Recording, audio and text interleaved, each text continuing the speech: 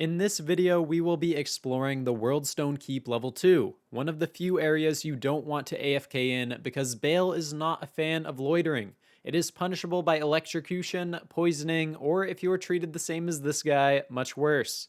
Anyways, this is a classic farm spot because it is a level 85 area with decent density, and in terms of monster variety, there are way too many to list, but one monster that stands out is the Frenzied Ice Spawn.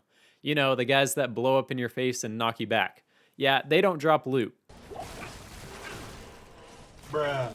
And whenever they spawn, they seem to account for every unique and champion. It's like they're a virus, and when they infect the map, it's bricked. You might as well just reset it. Alright, complaint over, let's see what I found. The first drop was on the first run, a 7% Magic Find Small Charm. Not bad. On run 5, I found a Ruby Jewel of Fire, not the greatest secondary mod, but it's the first 40% ED jewel I've found, so that's something. On run 20, yeah, 15 run dry spell, not very pleased with that. And to make it worse, this drop sucks. I hate seeing the Guardian Naga, it's just bad. Where's my Death Cleaver? I still haven't forgiven myself for selling the first ethereal one I ever found for an Ist rune. The memory still deeply pains me. 5 runs later, a unique ring dropped. I still need to find a wisp projector, but not today. On run 28, I came across this campfire, and who built this? The demons? The barbarians are long gone. I also found the Spire of Lazarus, and I find this every video. It's just too mediocre to show. But since the Worldstone has been so dry, here it is in all its glory. Lightning resistance and mana regen. Everything else is whatever. Oh boy, here's another jewel. Is it going to blow your mind? Well, not really. It's a 15 all-res jewel, so it functions the same as an rune and a helmet slot, so style points, I guess.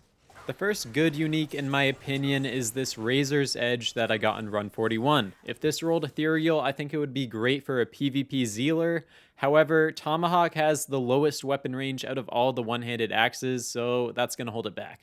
On the next run, an ethereal Grand Scepter drops, Rust Handle, for the 2 of you that use thorns.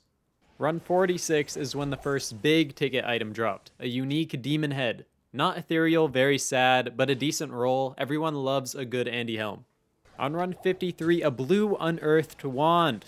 Don't you just hate looking at these? On run 61, I found an ethereal meat scraper, and of course it rolled incredibly low, typical. I wouldn't say this item is amazing, but it's definitely usable on a mercenary. The next item was this Trang armor on run 73. This is for when you want to cosplay as a vampire, but once you get Enigma, it kind of just sits in the stash for a week or two until you need the space and you end up throwing it on the ground in a normal game for all the loot vultures to fight over. Sometimes they don't even want it. The Worldstone saved the best for last. On run 89, I found this amazing low-level dual Grand Charm. Definitely my favorite drop.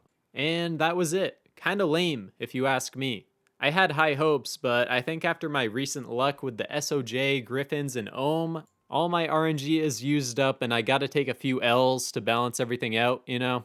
I also only farmed the second level because levels 1 and 3 are completely different in terms of monster variety and justify their own videos, but in the case of the Worldstone Keep level 2, it gets an A-. I recognize that it's a popular farm spot, but with the monsters that drop no loot, the black souls that spawn here, it means these runs are often lackluster and dangerous. Anyways, thanks for watching guys, and I'll see you next time.